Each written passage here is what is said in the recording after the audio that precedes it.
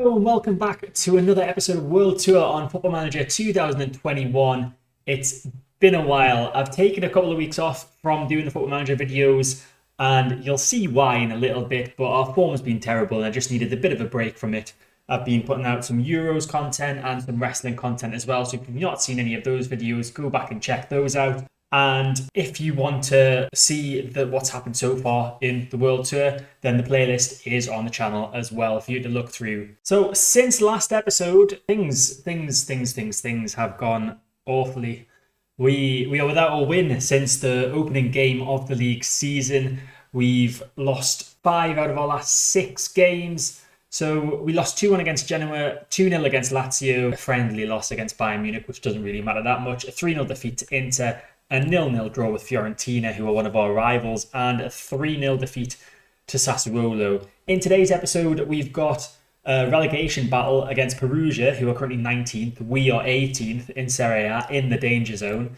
And then we've got Udinese, who are 15th, so not too far away from us. I'm not really sure what to do. I've tried a lot of things, tried pretty much all of my tactics, and they don't seem to be working. This is what the table looks like. So you can see if we do win this game against Perugia, we can move out of the relegation places above Fiorentina into 17th. But the way things have been going, it's not looking very likely. So as I said, Perugia, our first opponents of the day. They're 1 point behind us. Obviously, if they win, they will go above us and we could find ourselves even deeper in the relegation zone. And this is the tactic and team selection I'm going with for the first of today's matches. I haven't tried this tactic for a little while, so we're going to try it again. The 4-4-2 with wing play. It's quite a positive tactic. We are at home for this game, so hopefully we can get a result. We've got Alessandro La Rosa in goal. Frederick Lindner is at right back. Svilen Mitev and Gabriele Corbo in central defence, with Alessandro Tribaldelli at left back. Filippo Lanzaro, who's our normal left back, is injured, which is great. Just the same as Alessio Landi is also injured, our best player, arguably.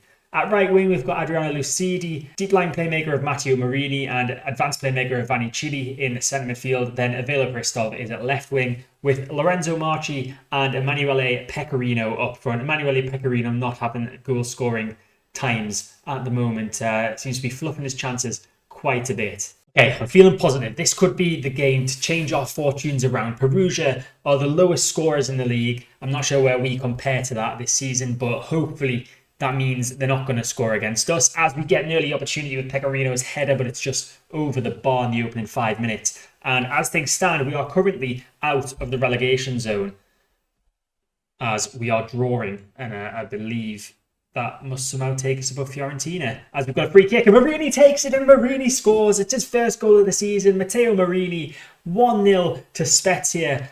Excellent finish from the free kick, and we've taken the lead in this relegation 6-pointer. Right on the edge of the box, he just curls it round the outside of the wall and we go 1-up. Tagset with the corner for Perugia. We need to get rid of it. La Rosa does well to claim that header, and La Rosa distributes that long towards Marchi, who doesn't win in the end. The defender wins it, but it's going to fall to Hristov on the left-hand side anyway. Hristov with a chance to create something possibly. He finds Chili, who goes inside to Marini. Back to Hristov. Hristov with a great opportunity, and it's hit straight at the goalkeeper Ramirez, and it remains 1-0. Another free kick. Marini takes it, whips it in the box this time. Corbo's there with the header. Is it in? No, it's not in. It's off the bar, and it bounces out. Then Pecorino collects, plays it back to Mourinho, puts the ball in the box, and March gets a header, and it's saved by Ramirez. I thought it was in from Corbo, but here's the goal line technology to tell us that it wasn't. But regardless, we reach half-time and we are 1-0 up at home against our relegation rivals. This is exactly how I wanted this episode to go. I'm going to outstretch arms and say I'm delighted with the performance so far. Keep it up.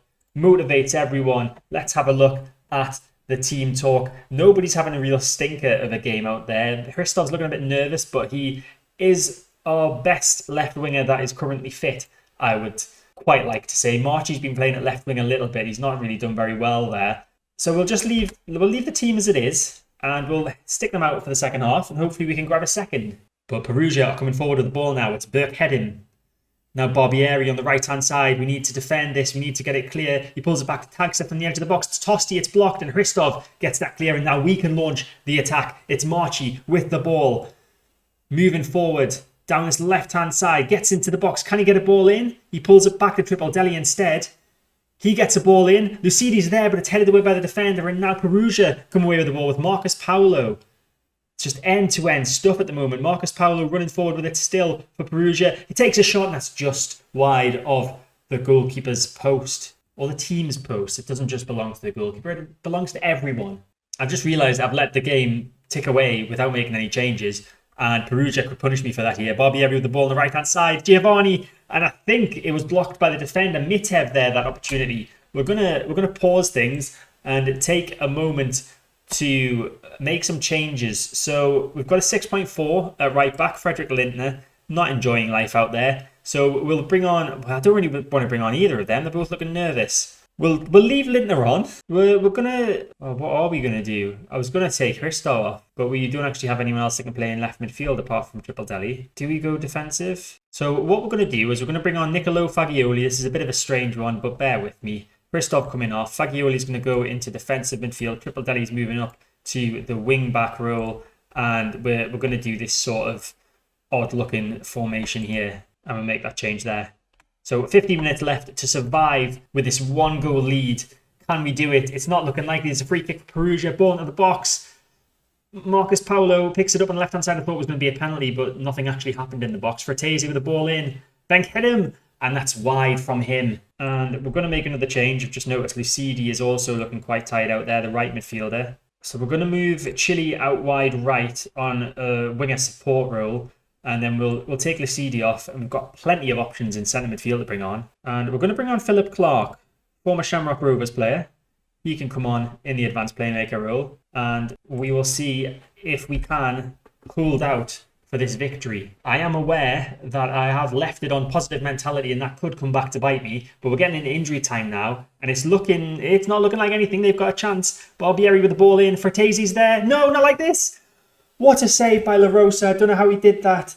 But the chances are still coming, and it's a throw-in deep in our half for Perugia. They're just throwing everything at us now. Barbieri with a throw-in.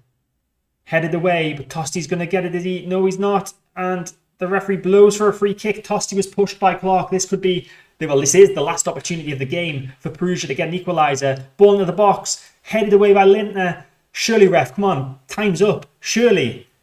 Where's the whistle? Benkedum still with the ball on the right-hand side for Perugia. We need to get this cleared. Ball into the box. Cleared by Lindner. And there's the referee's full-time whistle.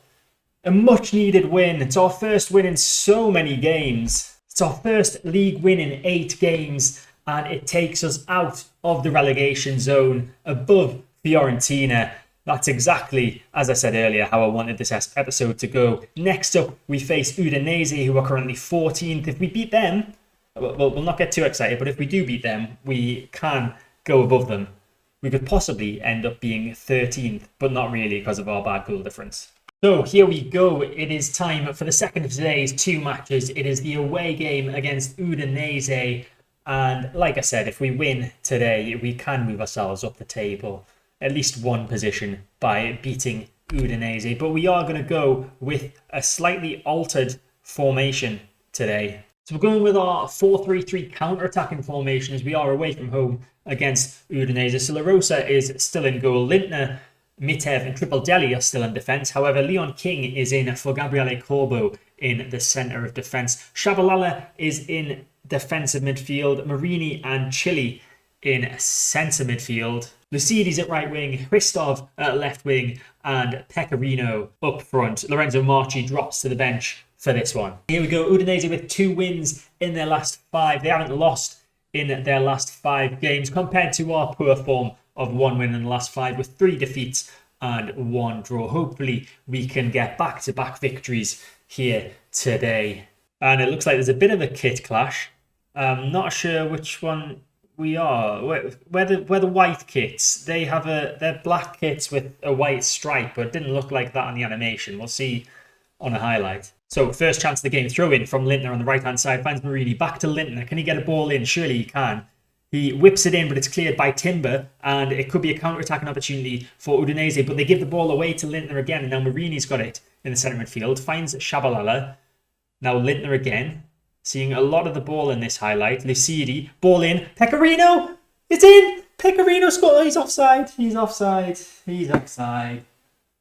I should have known it was going to be too good to be true. Pecorino called offside. VAR is checking. It's probably going to be offside. It is. It's being disallowed by the referee. Let's have a look at the replay. Lucidi with a great ball in and Pecorino just offside. So we make it to half-time at 0-0. Udinese arguably with the better of the game. They've had 4 shots, but they've only managed 1 on target, which is the same as us. We've just had 1 shot, and we are somehow controlling possession, despite the fact we're meant to be counter-attacking.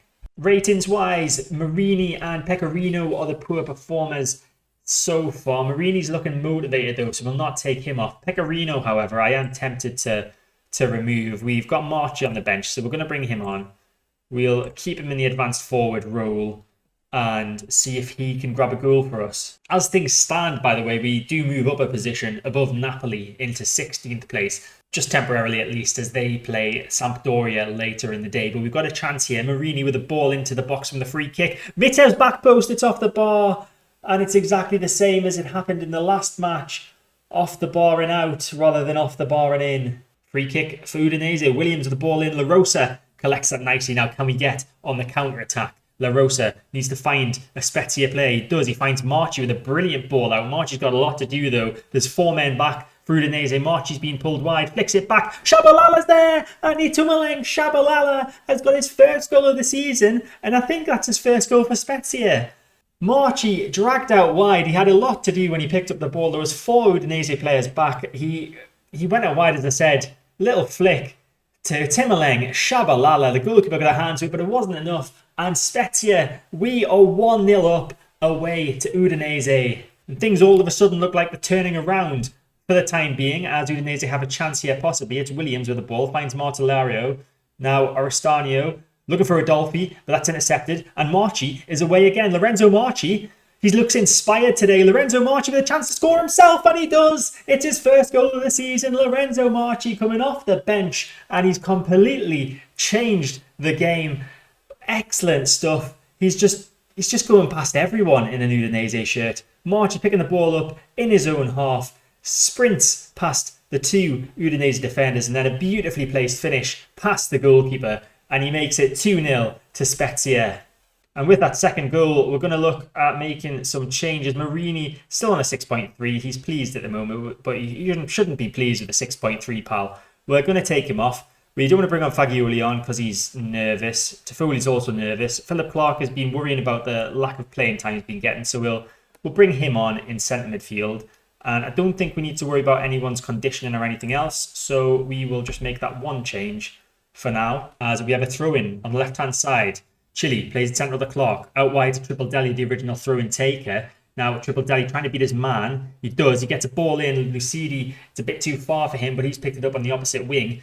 Now, can he get a ball in? He plays it out to Chile, and Chile with an excellent shot, and that's just over the bar from Vanni Chile. We look like we are fully in control of things here. And there is another highlight, but I've just realised Hristov is looking knackered and on a yellow card, which is not a good combination to have. So we're going to bring on Manuel Azzori, who doesn't get much game time for us, but he's a decent youngster. I think he's a youngster anyway. He's 21, he's still quite young, I guess. And he will be our final substitution of the game. Let's see what happens with this chance as Chile plays a nice ball forward to Marchi. He's got a lot to do once more. Holds up the ball though, does well, finds Lintner. Now he's through to Lucidi. Lucidi pulls it back to Chile once more. Now Clark out wide right to Lintner. Skips past his man, pulls it back to Clark once more. Lintner's got it again, back to Clark. Nice pass in play. Clark's into the box now, plays it to Lintner again. Slow build-up play. Shabalala looking for his second, and he has, like London buses, Itumeleng Shabalala's waited all season to get his first goal for Spezia, and then 2 come along at once. It's 3-0 now to Spezia. Excellent patient build-up play between Clark and Lintner especially, but Clark is the man who gets the assist, pulling it back to Shabalala to just hammer it home from the edge of the box, and we are 3-0 up away from home. And yes, I do want to continue with those changes after the goal. So it's looking like we're going to end the day in 14th place, and that rest from playing has done us well, as we do get the victory, a 3-0 victory away from home. Very, very good. So there's the confirmation. We are 14th in the table. We jump above Udinese, we jump above Parma, and we jump above Napoli. Jumping above Parma and Napoli could be temporary, though, as they haven't yet played in this game week. But things are starting to look a bit better for us. So could that be the turning point in our season? You can see there, it's only our second and third victories of the season, but they could be vital ones come the end. So looking ahead to the next episode, and we are going to play the first games of January in the next episode. We'll play against 11th place Cagliari and 17th Napoli. We'll be able to see if Napoli can get their act together and get back up to where they should really be in the table. If not, I look forward to maybe giving them a bit of a game. But in the meantime, off camera, I'll play the games against 20th place Spal. They're bottom of the table. Hopefully we can continue our run of wins against them. 16th place Parma, a tough tie against second place Juve. Then we've got 6th place Sampdoria, 12th place Roma, and 3rd place Milan before those two games that I mentioned. But that is it for this episode. I hope you enjoyed it. If you did, make sure to hit the like button, subscribe to the channel to get all my content when it comes out. Hit the notification bell to stay notified. And I'll see you next time for some more World Tour. We're back, baby. 2 wins on the bout. Come on.